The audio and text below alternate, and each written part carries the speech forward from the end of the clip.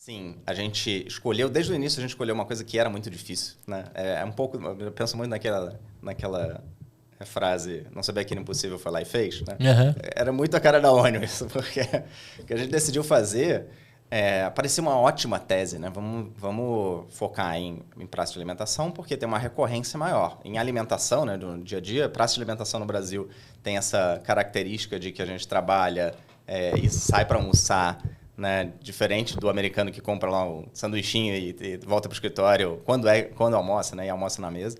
Não, a gente sai para almoçar, a gente é um ser social, muito mais social, então e a praça de alimentação tem essa possibilidade democrática de cada um pode pedir no seu restaurante, sentar para comer junto. Então acaba sendo um lugar de muita recorrência. E se você quer mudar um hábito de consumo, que era a nossa ideia inicial, né? Queremos trazer tecnologia do e-commerce para mudar hábitos de consumo, então que seja um hábito recorrente, mais fácil de mudar do que, eu brinco, se eu fosse mudar o processo de comprar roupa, eu faço isso uma vez por ano, né? Tipo, ia ter pouca chance de mudar o hábito, né? Sim. Então a tese era muito boa, mas quando você olhava o unit economics da coisa, talvez onde tivesse a nossa maior dificuldade, numa comparação com o iFood, por exemplo, que era, na nossa época, uma base de comparação. O iFood tinha um ticket médio de uns R$100 e um take rate, que é quanto o marketplace leva de uma transação, né, de uns 10%. Hoje, né, os marketplaces iFood e Rappi cobram muito mais do que isso, mas o ticket médio para comida provavelmente diminuiu um pouquinho. Mas, então, se você fizer a conta, eles ganhavam R$10 em um pedido, né? A gente, na praça de alimentação, quanto você gasta? Na época, você gastava o quê? Uns R$30. Tá? Hoje em dia, subiu um pouquinho. Isso. E a gente, porque o cliente já estava na praça de alimentação, o dono do restaurante falava, pô, mas eu não vou pagar 10% para você, porque o cliente já está aqui e tal. Então, a gente só conseguia cobrar até 3%. Né? Depois, aos poucos, a gente também foi subindo. Isso começou com menos do que isso, com menos de 1%. Então, você imagina, com 3% de R$30, ganhava R$1, onde o iFood ganhava 10. Então, assim, isso fazia com que todo o negócio fosse mais difícil. E porque era mais difícil, a gente teve que inventar maneiras muito criativas, econômicas, eficientes de fazer isso. Então, quando você fala, cara, uma empresa sensacional, era realmente uma empresa sensacional, porque o que a gente conseguiu fazer com escassez de recurso, né, em termos de retenção, recorrência de uso, né, como é que a gente conseguia capturar o usuário sem ter um CAC de ads para competir com o iFood no digital? Porque qual é a diferença de você fazer um anúncio para baixar um aplicativo de pedido numa praça de alimentação ou de você pedir delivery em casa? Nenhuma, né? Então, a gente tinha que encontrar formas mais criativas de encontrar o nosso consumidor. Então, isso tudo fazia da empresa realmente uma empresa diferenciada. Mas, talvez, um dos grandes desafios, que é o que leva a gente para esse desfecho, foi que, no Brasil, em especial naquele momento, era impossível você comer numa praça de alimentação durante a semana sem você usar o seu vale-refeição, certo? E ninguém tinha integração com o vale-refeição. Eu lembro. Porque não existia isso. E aí entra muito não saber que era impossível. Porque quando a gente começou, a gente não sabia que não era possível integrar com o voucher de refeição. Então, estava lá no nosso plano, falando, não, agora temos que falar com a Alelo, com a Ticket, com a Sodexo e tudo mais. E a gente teve que fazer esses caras fazerem, tá? Tinha, assim, uma intenção, às vezes tinha um projeto beta, mas a gente foi a primeira empresa que conseguiu ter integração com os 4 grandes. Hoje eles enfrentam uma concorrência dos novos players que estão fora do arranjo fechado, né, que usam a rede de processamento de Visa, Master, etc. Então não tem esse problema de integração. Se você tem uma integração de cartão de crédito, você consegue usar ele. Mas para integrar com essa indústria, na época, a gente precisou fazer integrações diretas. E para fazer integração direta, você precisa desenvolver relacionamento com essas empresas, né? E é daí que nasce um negócio, uma aquisição, né? Então, acho que meu ponto muito sobre a sua empresa ser comprada é que é muito mais sobre relacionamento do que sobre números. A tecnologia ou o pulo do gato. Sim, tem uma base de teoria que tem que fazer sentido, tem que fazer algum sentido, né? Senão um board de uma empresa dessa não vai aprovar uma aquisição, mas dali para frente é muito mais sobre a vontade, né? Sobre emoções, do que sobre um racional muito claro e preciso, numérico, para essa aquisição acontecer.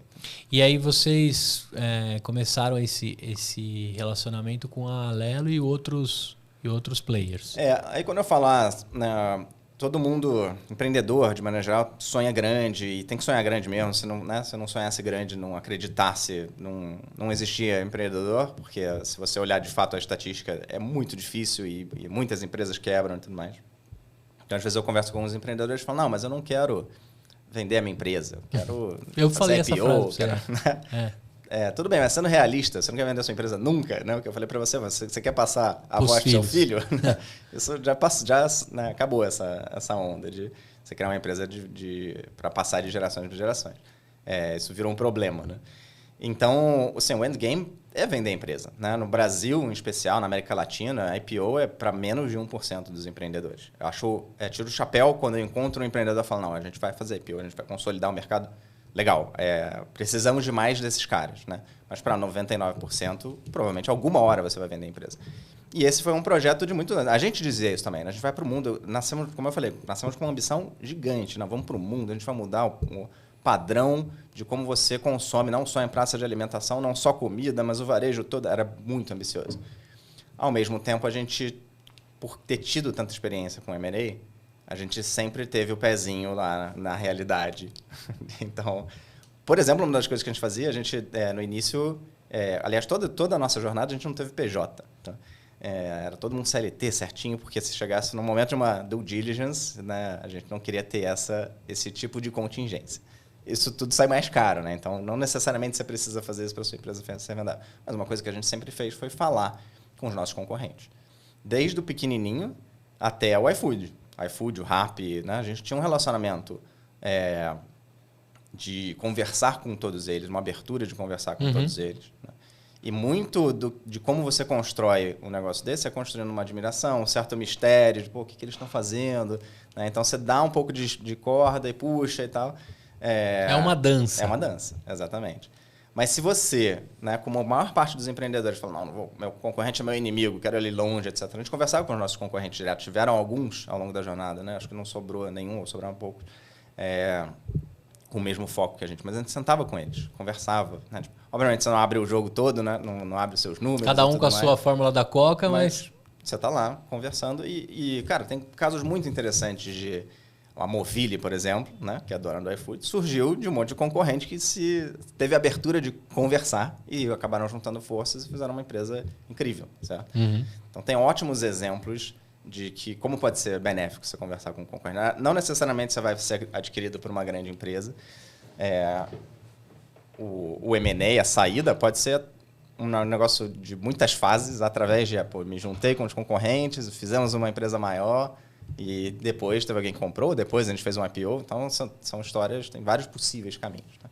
E, para acabar com o mistério, então, um desses relacionamentos que a gente nutriu, né, poderia ter saído de vários, porque justamente a gente teve essa cabeça de vamos nutrir, vamos criar possibilidades, abrir portas para que isso aconteça um dia, foi com a Alelo, que... baita empresão. E que tinha esse desafio também, né? Não é fácil, você pode imaginar, você é um executivo numa empresa mais tradicional, né? E você vender um projeto de, não, vamos habilitar, por exemplo, transações online para a gente conseguir integrar com essas startups aqui, ou com essa startup aqui.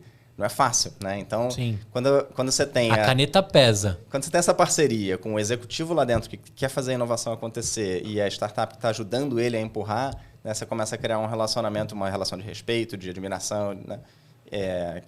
No nosso caso, foi o que gerou, o que criou a oportunidade para juntarmos forças.